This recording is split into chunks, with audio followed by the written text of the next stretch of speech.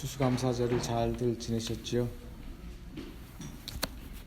오늘은 민수기 16장을 시작하기 전에 민수기를 좀 다시 잠깐 전체를 좀 복습을 좀 하려고 합니다. 간단하게. 민수기는 세 부분으로 나눌 수 있는데 제일 첫 번째는 시내산 아래에서 이제 가나안을 향해서 진군하기 위해서 준비하는 그 시간에 대한 이야기가 1장부터 12장까지 나와요. 민수기 1장부터 12장까지. 그러니까 3분의 1이 진군 준비예요. 수를 세고 계수하고 그 다음에 진행 순서를 정하고 그 다음에 진영을 다 나누고 뭐 다 그런 하나님께서 주신 그런 것들 있죠.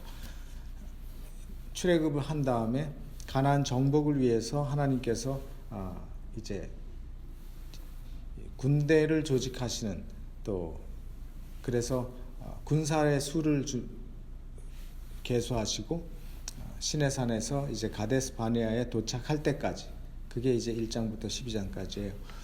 그래서 10장까지는 행군 준비고 11장에는 불평하고 탐심 먹는 것 때문에 또 원망하고 불평하는 사건이 있었고, 12장에는 미리암이 모세의 아내 십보라로 인해서 모세에게 도전하고 반역을 꾀하고 원망하다가 문둥병 걸리는 사건이 나오고, 그 다음에 13장부터 25장까지가 이제 그 가나안 정복을 위해서 정탐꾼 보내고 그 다음에 정탐꾼 돌아오고 보고하고 이제 이런, 그 다음에 13장부터 25장까지가 이제 38년 동안의 그 광야 기간에 대한 이야기들로 채워집니다.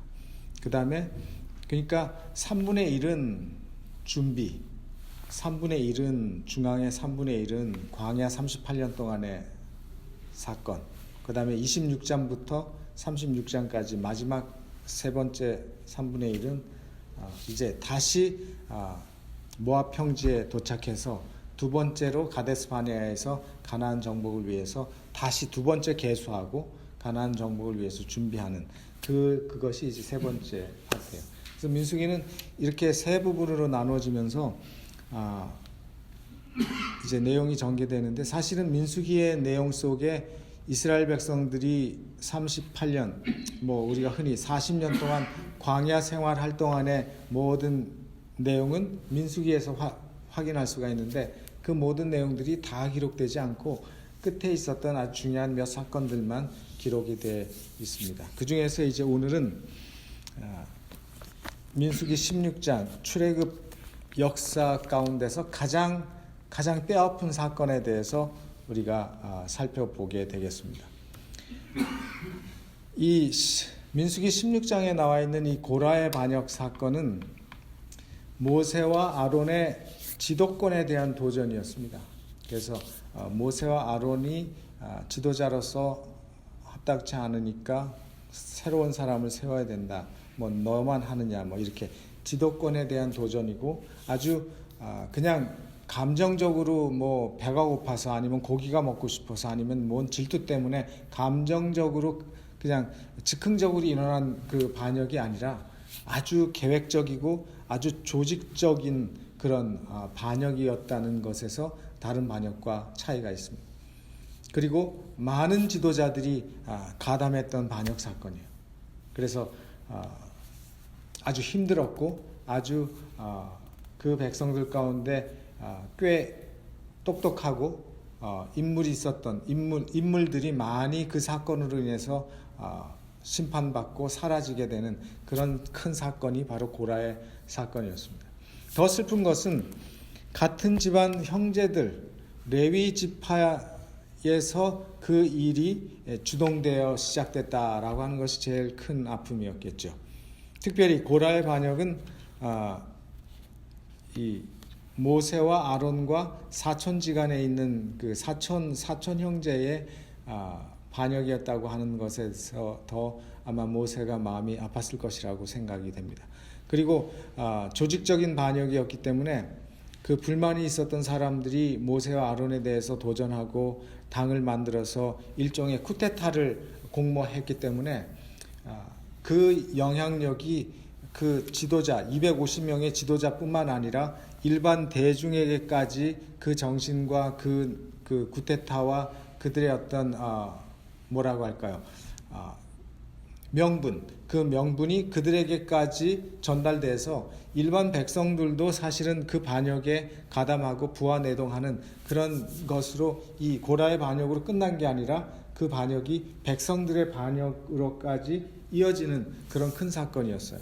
그래서 이 내용이 사실은 16장에서 끝나는 것이 아니라 17장 11절까지 이 고라의 반역 사건이 계속 연결이 됩니다. 고라는 그 전에 하나님의 심판을 받아서 그 사람 주동자들과 그 가담한 사람들은 다 심판을 받지만 그 고라의 반역의 영향이 백성들에게까지 미치게 되는 그런 큰 반역이었다는 사실입니다.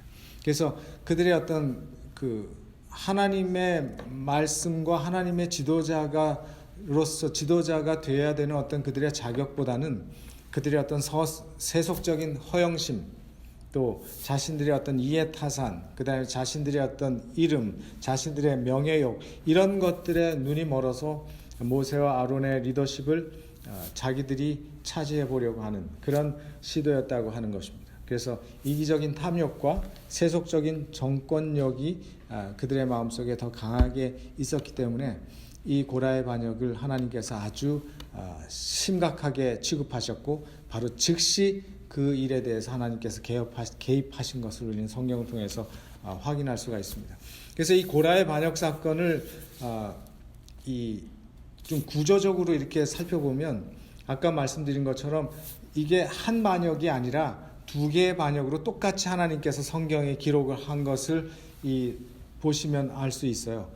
그래서 16장 1절부터 16장 40절까지는 바로 고라의 그 반역에 대해서 성경이 말씀을 하고 있고 그 고라의 정신에 영향을 받은 일반 백성들이 다시 16장 41절부터 또 반역의 말을 시작하고 거기에 대해서 하나님께서 심판의 경고를 하시고 모세와 아론이 중재하고 하나님의 심판이 임하고 모세와 아론이 하나님께서 택하신 지도자라고 하는 가시적인 증거를 보여주시고 이런 것들이 바로 똑같은 구조로 하나님께서 이 고라의 사건이 어떻게 고라의 그런 어떤 지도자들만의 반역이 아니라 그 반역이 끝나니까 백성들의 반역까지 이어지는 그리고 그 반역을 하나님께서 어떻게 취급하시는지에 대한 이런 것들을 우리가 성경을 좀 잘라서 구조를 이렇게 분석해 보면 그것을 좀 더 자세하게 볼 수가 있습니다. 그래서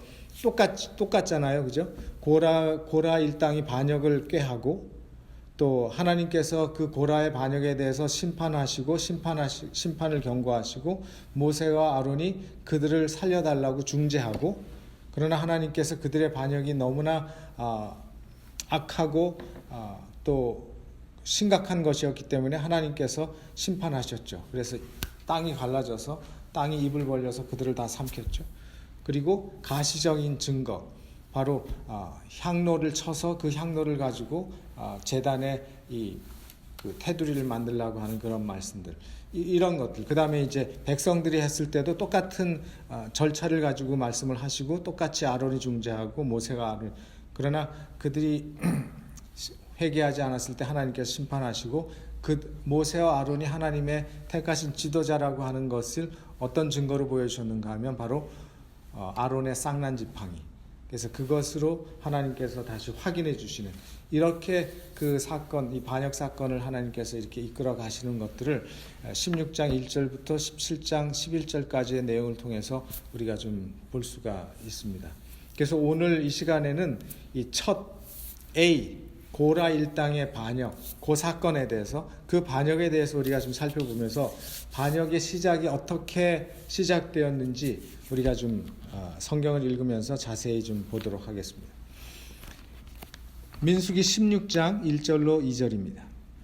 레위의 증손 고핫의 손자 이스할의 아들 고라와 고라인데 고라에 대한 이 설명이 길죠. 레위의 증손 고핫의 손자 이스라엘의 아들.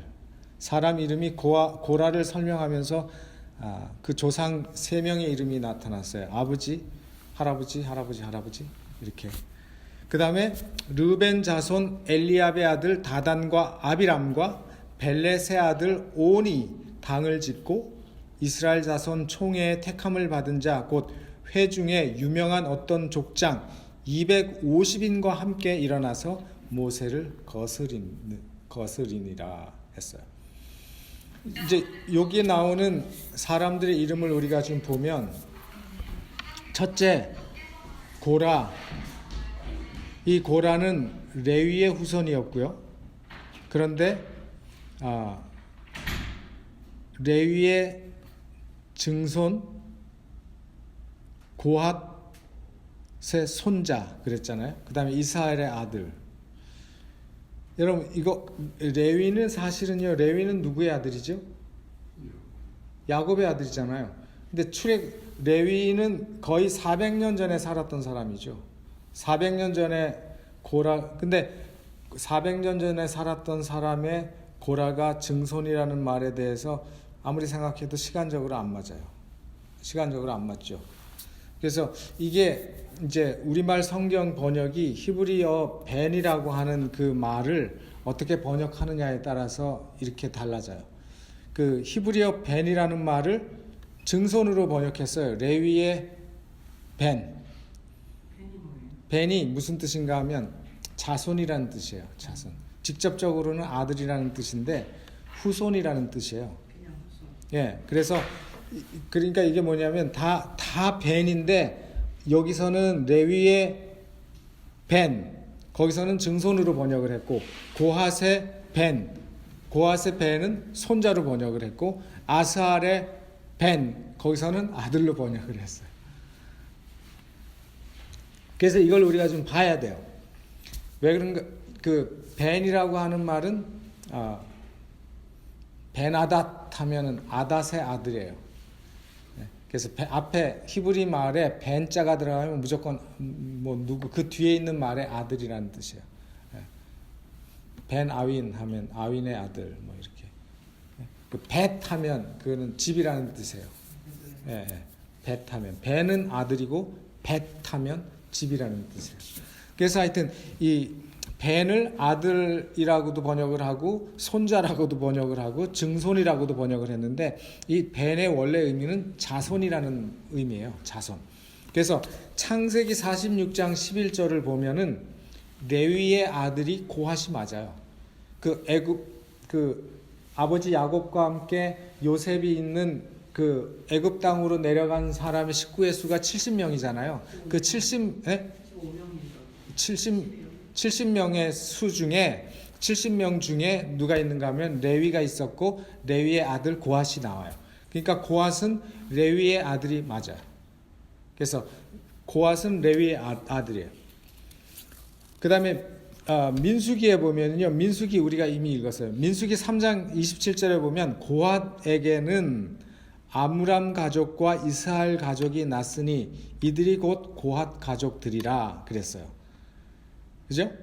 근데 고핫에게는 아므람 가족과 이스라엘 가족이 났다. 이들이 곧 고핫 가족이다. 그래서 아므람과 이스라엘이 형제지간이라는 사실을 우리가 알 수 있어요. 출애굽기 2장과 7장을 보면은 모세의 아버지가 아므람이고 그 다음에 이스라엘이 고라의 아버지라고 하는 것이 분명히 나와 있어요. 그러니까 모세와 고라는 무슨 지간이에요? 누가 형인지 누가 큰아버지인지 모르지만 사촌지간이에요. 왜냐하면 모세의 아버지하고 고라의 아버지는 형제지간이었어요. 그러니까 민수기 16장 1절에 증손, 손자라고 번역하기보다는 후손이라고 번역하는 편이 훨씬 낫죠. 그래서 레위의 후손 가운데 레위의 아들 고핫의 후손 가운데 이스라엘의 아들 고라와 이렇게 번역을 했으면 되는데 레위하고 고핫하고 이스라엘하고 사이에는 굉장히 수백 년의 시간이 있는데 그게 뭐 증손 손자라고 하는 게 이해가 잘 안 갈 수가 있기 때문에 제가 좀 설명을 드렸습니다. 그래서 이 고라는 어떤 사람인가 하면 민수기에 보면은 이 고라는 성막 기물, 고앗 자손들이 맡은 일이 뭔가 하면 성막의 기물을 운반하는 일을 맡았고, 그 성막 기물들을 관리하는 일을 담당했던 것이 고앗 자손이에요. 그러니까 번제단, 또 분향단 이런 거를 다 이 고앗 자손들이 메고 운반하는 일을 했죠. 굉장히 중요한 일이었습니다. 그래서 모세하고는 친사촌지간, 굉장히 가까운 지간이죠. 그러니까 이런 혈연상의 관계나 어쩌면 직책상의 위치가 고라로 하여금 자신을 종교적인 지도자로서의 자격과 자질을 충분히 갖춘 사람이라고 착각하게 만들었을 수도 있었을 것이고, 또 그 마음속에 이 고라는 어쩌면 모세나 아론만큼 똑똑하고 지혜로운 사람이었을 수도 있습니다. 사실은 반역을 하고 이런 쿠데타를 공모하고 이렇게 하는 사람들이, 바보들이 이런 일을 다 못하거든요. 그래도 머리가 좀 잘 돌아가고 뭔가 좀 의식이 있는 사람들이 늘 그런 일들을 벌이지, 이렇게 그저 사람 뒤나 이렇게 쫓아다니고 이런 사람들이 아니죠. 적어도 지도력이 있는 사람들이 이런 반역이나 쿠데타를 공모하는 일을 하는 것입니다. 그러니까 이 고라는 그런 점에서 자기가 가지고 있는 자기를 보는 그 마음, 자기 자신을 자신이 평가하는 그 마음에 있어서 내가 모세보다 못한 게 뭐 있는데, 내가 아론보다 못한 게 뭐 있는데, 근데 내 사촌 형이든지 내 사촌 형 아론과 모세는 저렇게 폼나는 위치에서 말이나 하고 우리는 그냥 맨날 이거나 짐꾼처럼 메고 다니고 뭐 이제 이런 생각도 했을 수도 있고, 어찌됐건 그 마음속에 그런 위치, 자신의 위치에 대해서 교만한 마음이 이 반역에 대한 출발점이 되었다는 사실입니다. 그래서 분명히 우리가 알아야 될 것은, 하나님께서 지도자를 세우실 때는 가문에 따라 결정되는 것도 아니고, 개인의 지식이나 개인의 능력이나 머리에 따라 결정되는 것도 아니고, 우리가 성경에서 보다시피 겸손하고 마음이 온유하고 하나님을 의지하는 사람을 하나님께서는 택하신다는 사실을 우리가 알죠. 그래서 모세도 하나님께서 그를 택할 때 40살에 혈기왕성하고 체력적으로, 또 그가 애굽의 모든 학문을 배우고 군사적으로 장군으로 있을 때 하나님께서 그를 택하지 않으시고 40년 동안 그를 완전히 노바디로 만든 다음에 자신을 다 잊어버리고 자신에 대한 모든 것을 부정하고 연약한 노인이 되었을 때 하나님께서 그를 택하고 하나님을 의지하는 지도자로 세우셨다는 사실을 우리는 기억할 필요가 있는 것입니다. 그런 면에서 고라는 하나님께서 어떤 사람을 지도자로 세우시고 하나님께서 어떤 사람을 들어 쓰시는지에 대해서 잘 알지 못했던 것일 수도 있습니다. 그래서 이 고라가 이 모든 반역의 주동자였다는 것입니다. 그 다음에 두 번째 사람이 누군가 하면 다단과 아비람이라고 하는 사람입니다. 이 사람들은 르벤 자손이라고 말했습니다. 그리고 엘리압의 아들이고, 그리고 고라의 반역에 아주 적극적으로 가담한 사람들이에요. 어쩌면 왜 이 사람들이 고라와 함께 했을까? 여러 가지 이유가 있었을 것 같은데, 제가 이게 성경을 보면서 이제 보게 된 것은 뭔가 하면, 어쩌면 혈연적인 우월감이 이 루벤족 다단과 아비람과 온에게는 있었는지 모르겠어요. 루벤 지파잖아요. 루벤은 이스라엘의 장자 지파입니다. 그렇죠, 여러분. 루벤이 이스라엘의 장자잖아요. 그랬기 때문에 자기들이 받아야 될 그 장자권, 장자로서의 장자 권리에 대해서 늘 생각하고 있었는지도 모르죠. 우리 집안이 그래도 이스라엘의 장자인데 왜 우리는 밀려가지고 이렇게 하고 있는가? 우리가 이 장자의 이 권위를 우리가 좀 세워보자. 어쩌면 그런 마음들이 있었을 수도 있죠. 근데 왜 르벤이 장자권을 뺏겼는지 여러분 창세기에서 기억났었죠? 르벤이 그 자기 아버지 야곱의 첩 빌하와 통간했어요. 그것 때문에 야곱이 그 르우벤을 굉장히 질타하고 그의 이제 마지막 자식들에 대해서 기도할 때 저주하는 얘기가 나오죠. 그리고 그 장자권이 르우벤에게서 누구에게로 옮겼습니까? 유다에게, 넷째 아들 유다에게로 옮겼잖아요. 그래서 그런 르우벤 자손들이 고라와 함께 반역의 가담을 할 때 그런 어떤 뒷배경도 있지 않았을까 하는 생각을 하게 되고, 그 다음에 온, 다단, 아비람, 이 온이 바로 르우벤 지파인데 다른 데는 이 세 사람의 이름이 나오지 않아요. 성경에 찾아보면. 그래서 이 세 사람에 대해서는 우리가 자세히 알지 못하지만 다 르우벤 지파라고 하는 것, 그리고 한 가지 분명한 것은 다 똑똑한 사람이었을 것이라는 사실이죠. 뭔가 마음속에 의식이 있고 뭔가 하려고 하는 지도력이 있고 똑똑한 사람이었다는 사실입니다. 그리고 이 사람들이 어떻게 그렇게 쉽게 공모할 수 있을까 하는 걸 제가 생각을 해봤는데 그들은 공간적으로 가까이 있었어요. 여러분, 민수기 처음 볼 때 르우벤 지파의 진영이 어딘지 아십니까? 고앗 자손하고 바로 붙었어요. 다 남쪽이에요. 성막 남쪽에 고앗 자손이 성막 남쪽에 진을 치고 바로 그 밑에 르우벤 자손이 진치고 있었어요. 그렇기 때문에 르우벤의 지도자들, 르우벤의 이 장자들, 르우벤의 장로들과 고앗 자손들과는 아주 가깝게 만날 수 있는, 지리적으로 아주 가까운 위치에 있었다는 사실도 쉽게 공모할 수 있었던 그런 어떤 여건이 됐을 거라는 생각을 하게 됩니다. 그래서 이 고라의 배도가 250명이나 달하는 사람들이, 그 똑똑한 사람들, 250명이나 되는 이 귀족들과 지도력이 있는 그 지도력에 있는 그 사람들이 다 합세해서 당을 지었다고 말을 했어요. 모세와 아론을 몰아내기 위해서 아주 당을 지어서 조직적으로 계획하고 쿠데타를 일으키려고 계획을 했다는 것입니다. 숨기지도 않았어요. 나중에 보시면 알지만.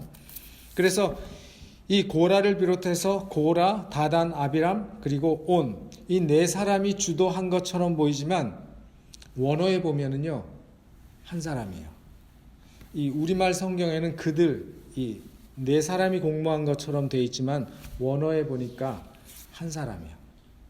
단수예요. 그게 누굴까요? 고라였어요. 고라가 그 시작이었고 그로부터 반역의 정신이 확산이 됐어요. 그리고 이 반역은 비밀스럽게 진행된 게 아니고 아주 공공연하게 공개적으로 진행이 되었다는 사실입니다. 그래서 모세에게 아주 직접적으로 가서 모세하고 대적을 합니다. 여기 이제 민수기 16장 3절부터 7절에 보면 그들이 모여서 모세와 아론을 거스려 그들에게 이르되 너희가 분수에 지나도다. 누구한테 그랬습니까? 고라가. 너희가 분수에 지나도다. 회중이 다 각각 거룩하고 여호와께서도 그들 중에 계시거늘 너희가 어찌하여 여호와의 총회 위에 스스로 높이느뇨. 그러면서 이제 모세에게 공격하고 모세를 비난하고 모세에게 도전하기 시작했어요. 4절 모세가 듣고 엎드렸다가 고라와 그 모든 무리에게 말하여 가로되 아침에 여호와께서 자기에게 속한 자가 누구인지 거룩한 자가 누구인지 보이시고 그 자를 자기에게 가까이 나오게 하시되 곧 그가 택하신 자를 자기에게 가까이 나오게 하시리니 이렇게 하라. 너 고라와 너의 모든 무리는 향로를 취하고 내일 여호와 앞에서 그 향로에 불을 담고 그 위에 향을 두라. 그때 여호와의 택하신 자는 거룩하게 되리라. 레위 자손들아 너희가 너무 분수에 지나치느냐. 처음 시작과 3절 처음 시작과 7절 끝에 무슨 똑같은 말이 있습니까? 분수에 지나치다 말이 두 번 나옵니다. 우리말 성경에는 조금 다르게 말했잖아요. 처음에는 너희가 분수에 지나도다. 7절에는 너무 분수에 지나치느니라. 약간 다르게 번역했지만은 히브리 성경에는 똑같아요. 글자 하나 안 틀리고 똑같은 말이에요. 라브 라햄이라는 말이에요. 똑같아. 분수에 지나친. 너희가 너무 지나치다. 너희가 도를 넘었다 이런 뜻이에요. 도를 넘었다. 처음에는 이 처음 거 3절에는 고라와 다단과 아미람과 온이 모세와 아론에 대해서 너희들 분수에 지나치다. 네가 뭔데 지도자 노릇하고 네가 뭔데 지금 40년 동안이나 이렇게 우리를 38년 동안 고생시키면서 가나안 땅에도 못 데리고 가면서 고생을 시키느냐 뭐 이런 거죠. 두 번째는 그러면서 이제 분수에 지나치다는 말을 한 것이고, 두 번째는 모세가 그들의 말을 다 듣고 그들의 그 불평을 다 들은 다음에 그들의 표현을 그대로 써서 너희가 분수에 지나구나 하는 그런 말씀을 하게 됐죠. 그래서 이 너희가 분수에 지나치다, 무엇이 지나치고 무슨 도를 넘었다는 얘기입니까?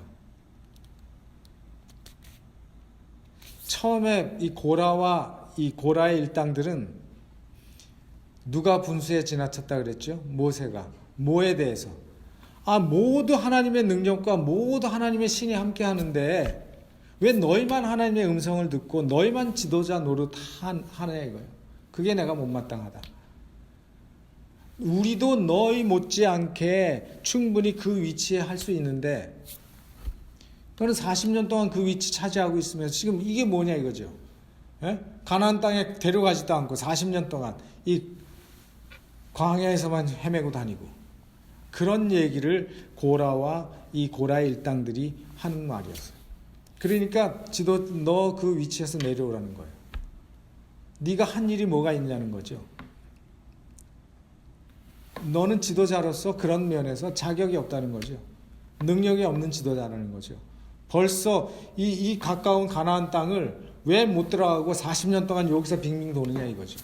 그것이 이 고라와 이 다단과 아비람 이 땅들이 모세에 대해서 반역한 실제적인 꼬투리였을 거예요.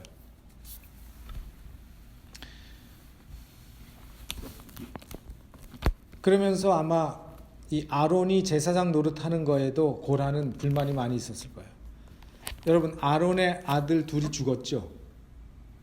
나답과 아비후가 거룩하지 않은 불 사용하다가 죽었잖아요. 그런 자격 없는 제사장의 아비가 무슨 낯짝으로 지금까지 계속 하느냐, 그런 얘기도 안 했겠습니까? 하여튼 무슨 먼지든지 털어서 그걸 다 아마 불평으로 삼고 공격을 했을 것이라고 생각됩니다. 그래서 너희가 스스로 그 지위를 지키고 앉아서 자신을 높이고 있는 것이다 라고 얘기하면서 분수에 지나치다는 얘기를 한 거예요. 그래서 이렇게 모세와 아론에 대해서 공공연하게 공격하는 말을 모세가 듣고 4절에 듣고 엎드렸다가, 4절 내용이 그겁니다. 모세가 듣고 엎드렸다가. 근데 이거 여러분 어디서 본 것 같지 않아요? 듣고 엎드렸다가. 언제 한번 민수기에서 한번 나왔어요. 똑같은 표현이. 가나안 정탐꾼들이 10명이 부정적인 보고했을 때 백성들이 화나가지고 돌로 치려고 그랬잖아요. 그때 모세가 똑같은 장면이 나옵니다. 엎드렸어요. 근데 이 엎드렸다 이 말은 굉장히 그 상황을 굉장히 생생하게 표현했는데 우리 말에는 그냥 듣고 엎드렸다 했지만 원래 원어 표현에는 이래요. 모세가 듣자마자 그의 얼굴을 땅에 붙였다.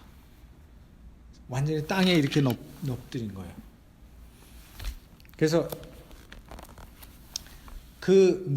이 고라와 그 반역자들의 말에 대해서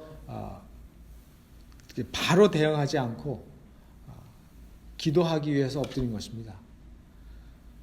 그래서 이 듣고 엎드렸다는 말은 기도의 모습이에요. 이 히브리 성경에서, 구약 성경에서. 쉬운 일이 아니라고 전 생각이 돼요. 제가 이 장면을 여러 상상을 좀 하면서 읽었어요. 가만히 상상을 해보니까 250명, 고라, 다단, 아비람, 온 4명이 앞에 섰을 거고 나머지 250명이 그 뒤에 쫙 섰을 거예요. 모세와 아론 2사람만 있어요. 거의 120살이 다 됐죠. 40년을 이제 다 돌았으니까. 그 젊고 힘 있는 젊은이들, 리더들이 모세 앞에서 아주 당당하게 그들의 무능력한 지도력에 대해서 반박하고 공격하고 그들의 지도력에 대해서 의심을 품고 조목조목 따지면서 대들었을 때 모세의 마음이 어땠을 것 같아요? 쉽지 않았을 거라고 생각됩니다. 나이로 보나 경력으로 보나 혈연으로 보나 모세에게 그들이 그렇게 공격할 수 없는 위치에 있음에도 불구하고 그들은 아주 무엄하게 모세와 아론에게 공격했어요. 그런 모세는 그 젊은 사람들, 그 이스라엘의 리더들의 그런 공격을 받고 거기에서 아무런 대답도 안 하고 그저 납작 엎드릴 수 있는 것은 쉽지 않은 일이라고 저는 생각해요. 합당치 않은 공격이었고 그것은 억울한 송사였어요. 모세가 지도력이 없어서, 모세가 능력이 없어서 그들을 가나안 땅으로 못 데려간 것이 아니었어요. 하나님의 명령이었어요. 그들의 불신 때문에, 그들이 반역 때문에 하나님께서 그들을 광야에서 38년 동안 더 훈련시키고 그들로 하여금 하나님에 대한 믿음을 더 키우기를 원하시는 하나님의 은혜였어요. 근데 그들이 그걸 다 까먹었어요, 벌써. 하긴 뭐 우리는 하루 전에 있었던 일도 까먹는데 38년 전에 했던 일을 그들이 기억하겠습니까? 오랜 옛날인데 까먹었어요. 다 잊어버렸어요. 왜 그들이 광야에서 헤매고 있는지를 그들은 다 이미 까먹었어요. 그러니까 그렇게 자신 있게 모세에 대해서 공격을 하는 것입니다. 모세와 아론이 참 외로울 때 그는 무릎을 꿇었습니다. 엎드렸습니다. 근데 그때 모세가 한 일이 정말 믿음의 행위였어요. 그렇게 해야 되는 거죠. 그 시간에 하나님께 가는 게 최선의 일입니다. 혼자 고민하고 혼자 대응하고 혼자 방어하려고 하면 문제는 더 커지고 마귀가 틈타게 되죠. 모세는 혼자 방어하려고 하지 않았고 하나님 앞에 엎드렸습니다. 그리고 모세는 하나님과 함께하는 시간을 가진 후에 고라의 말에 반응합니다. 고라가 말한 그 말, 거룩함, 하나님의 택함, 누가 거룩하냐? 니네만 거룩하냐? 우리도 거룩하다. 그래서 하나님의 판단에 한번 맡겨보자. 누가 하나님에 속한 것인지, 누가 하나님에 속한 거룩한 사람들인지.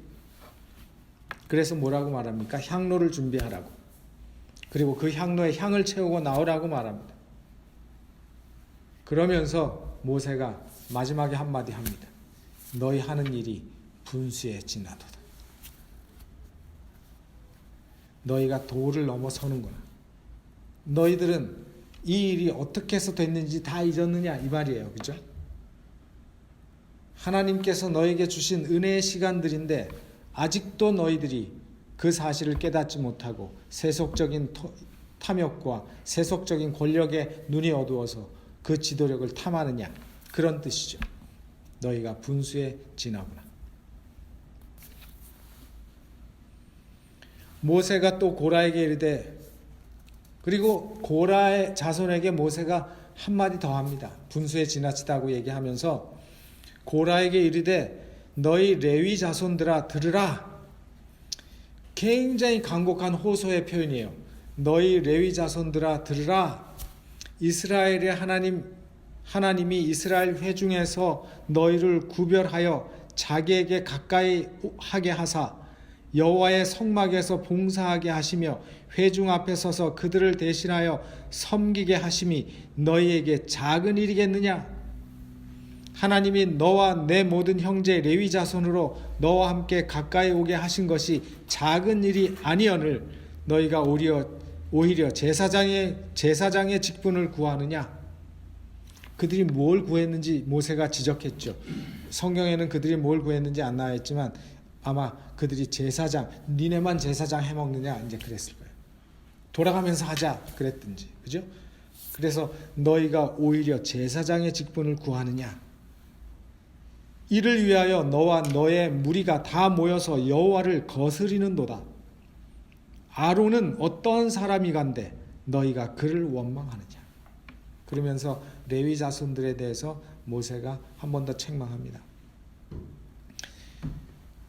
하나님께서 이 레위 자손들과 고앗 자손들에게 맡긴 직무는 작은 것이 아니라는 것입니다. 그것은 너에게 주신 하나님의 특권이라는 거죠. 그런데도 너희가 오히려 그것에 만족하지 않고 그 일에 충성하지 않고 오히려 제사장의 직분을 구하느냐? 하나님이 맡기신 그 직분에 대해서 불만을 품는 것입니다. 모세와 아론에 대한 불만이라기보다는 하나님께서 맡기신 그 직분, 하나님의 그 권위에 대해서 도전을 하는 것이죠. 그래서 모세가 말하기를 너희가 여호와를 거스리는 도다 그랬어요. 아론이 어떠한 사람이냐는데 아론이 뭐라고? 아론이 뭐 위대하냐 이 말입니다. 이 말은 그도 연약한 인간이다. 그러나 하나님께서 그 연약한 인간을 관 씌우시고 기름을 부으시고 하나님께서 그를 제사장으로 선택하신 것은 하나님의 전적인 권위에 의한 것이라는 거죠. 하나님께서 하나님의 권위로 그를 세워놓으셨는데 왜 너희가 그 하나님의 권위에 대해서 대항하고 일어났느냐 하는 것이 모세가 그들에게 분수에 지나치다라고 하는 그 이유에 책망하는 것입니다.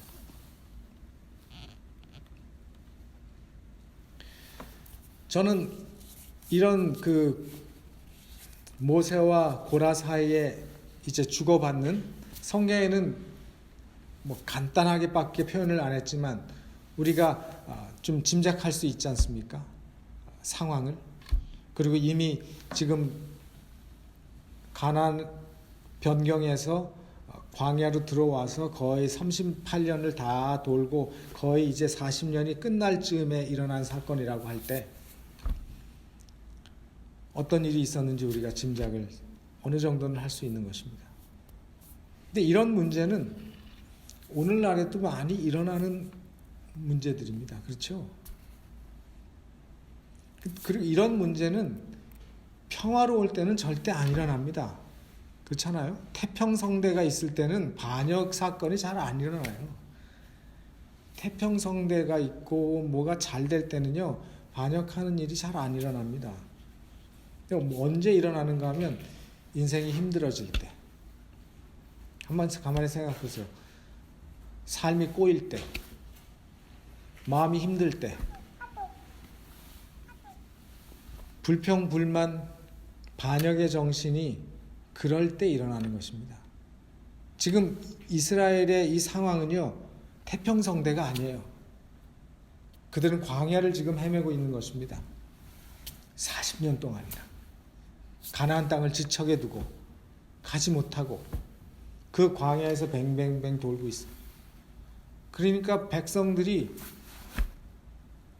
교훈을 배웠어야 되는데 그 믿음의 교훈은 못 배우고 그 힘들고 불평한 것 그리고 그들을 인도하는 그 작은 지도자들이 함께 불평하면서 이게 우리가 왜 이렇게 가느냐 이거죠. 왜 우리가 이렇게 고생해야 되는가. 그런 힘든 상황 속에서 이런 반역이 일어나는 거예요. 그래서 우리가 힘들고 우리 교회가 힘들고 어떨 땐 그럴 땐 우리가 정말 조심해야 될 때라고 생각이 돼요. 물론 선줄로 생각할 때 넘어질까 조심도 해야 되죠. 뭐 일이 잘 될 때도 우리는 항상 조심해야 돼요. 근데 또 조심해야 될 것은 인생이 힘들고 삶이 꼬이고 마음이 힘들고 어려운 일이 우리에게 일어날 때 이런 정신이 일어나지 않도록 이런 불평 불만의 정신 그리고 그것이 더 나아가서 반역의 정신이 일어나지 않도록 우리의 마음을 잘 지킬 필요가 있는 것입니다. 우리 문제는요 사람들은 항상 작은 일과 큰 일을 구분을 지어요. 교회에서도 그렇죠. 작은 일과 큰 일을 우리가 구분지. 지금 고라가 그거 지은 거예요. 아론은 참 멋있는 옷 입고 황금 입고 파란 에봇 입고 가서 이렇게 하고 자기들은 뒷일 다 해. 피 버려, 똥 치워, 그 다음에 재 치워, 물 떠와야 돼. 그러면 딱 씻어. 그 다음에 옮길 때는 그들은 다 앞장서서 걸어가. 자기들은 무거운 거 다 그냥 수레에 싣지도 못하고 고앗 자손들은 그 성소에 있었던 기구들은 수레에 싣지 못했어요. 다 직접 메고 다녔거든요. 그러니까 얼마나 다른 천막이나 이런 것들은 다 수레에 싣게 했는데 그거는 직접 메게 했거든요. 고앗 자손들이. 그러니까 고앗 자손들이 제일 고생은 하긴 했어요. 생각해 보면. 그러니까 불만이 가득 찼어. 우리는 이런 험한 일하고 너는 폼나는 일하고 이런 구분짓는 일 때문에 우리가 시험에 들 때가 참 많죠. 어떤 사람은 명령하고 어떤 사람은 앞에서 인도하는 일을 큰 일이라고 생각하고 뒤에서 짐 메고 뒤를 따르는 일은 작은 일이라고 생각하는 그 마음이 고라가 배우지 못한 마음이었어요. 하나님의 일에는, 하나님의 구속사업을 돕는 일에는 작은 일이나 하찮은 일은 하나님의 눈에는 없어요. 그래서 우리도 하나님의 일에 있어서 우리의 이 관점을 또 한 번 이 사건을 통해서, 이 성경 말씀을 통해서 우리는 새롭게 할 필요가 있어요. 교회에서도 작은 일, 큰 일, 그게 아니에요. 교회의 모든 일은 다 거룩한 일이고 모두가 귀한 일이라는 사실입니다. 그래서 하나님께서는 우리가 어디에서 어떤 일을 담당했느냐 보다는 우리 각자에게 맡겨주신 일들을 우리가 어떻게 감당하느냐 또는 얼마나 감사한 마음으로 충성되게 행하였느냐를 더 귀하게, 더 관심 있게 보신다는 사실이죠. 그러니까 하나님께서는 앞에서 설교하는 사람이나 모세처럼 리더하는 사람이나 뒤에서 운반하는 사람이나 하나님의 보시는 일은 그 일의 종류가 아니고 그 일을 맡은 사람이 어떤 정신으로 그 일에 참여해서 감사한 마음으로 충성되게 그 일을 하느냐, 그것으로 하나님께서 판단하신다는 겁니다. 그래서 어떤 면에서 이 운반하는 사람은 하나님께서 보시는 건 아주 심플하고 간단한 것입니다. 그러나 리더들은 하나님께서 보시는 일이 훨씬 더 복잡하고 훨씬 더 요구하는 것이 많다는 거죠. 그러니까 어떻게 보면 하나님의 요구가 많고 그게 보시는 게 많다는 것은 그 심판이 더 크다는 것이기도 한 거죠. 그래서 하나님은 모든 것을 공평하게 취급하실 것입니다. 그런 면에서 고라는 깨닫지 못했고 고라는 그런 면에서 실패한 사람, 그리고 그 마음속에 교만한 마음이 생겼어요. 자기가 자기 자신을 볼 때 자기는 꽤 괜찮은 사람이었어요. 자기는 꽤 능력이 있는 사람이었고 자기는 우리 사촌형보다 내가 이끌었으면 훨씬 더 이 민족들을 멋지게 조직적으로 잘 할 수 있겠다라고 하는 그런 교만한 마음이 생겼어요. 그러다 보니까 사단이 그 마음속에 들어가서 그 반역의 정신을 일으키고 결국은 하나님께서 세우신 하나님의 종에 대해서 직접적으로 도전하고 공격하고 반역하는 그 무서운 죄를 짓게 된 겁니다. 그리고 성경에 그 반역을 그대로 반역이라고 부르고 그 배교를 그대로 배교라고 부르면서 이 사건을 그 38년 동안의 수많은 사건 가운데서 다른 건 다 생략하고 이 사건을 자세하게 묘사했다고 하는 사실은 바로 오늘 우리를 위한 교훈인 것입니다. 그래서 이런 말씀을 보면서 다시 한번 우리 각자 우리 자신을 돌아보는 그런 시간이 필요하고 그런 시간을 가져야 될 필요성을 느끼게 되는 것입니다. 그래서 내가 하나님의 맡은 직분 속에서 내가 얼마나 감사하고 그 일에 충성하고 또 남을 섬기고 사람을 섬기는 일에 내가 최선을 다하고 있는지, 거기에 내가 떳떳하다면 하나님께서 그 직분을 통해서 우리에게 복을 주실 것입니다. 그러나 거기에 우리의 마음속에 고라와 같은 다른 마음들이 생기기 시작하면 우리는 모세처럼 엎드려야 될 것이요, 엎드려서 그 마음을 제거해 주시고 우리의 마음속에 겸손한 마음과 하나님의 뜻에 따를 수 있는 마음을 달라는 그런 마음의 기도가 필요한 것입니다. 오늘 이 고라의 반역 이제 시작이죠. 시작에 대해서 우리가 살펴봤는데 또 다음 시간에 그 다음 내용들을 우리가 살펴보면서 우리가 찾아야 될 교훈들을 또 찾게 되기를 간절히 바랍니다. 말씀을 마치겠습니다.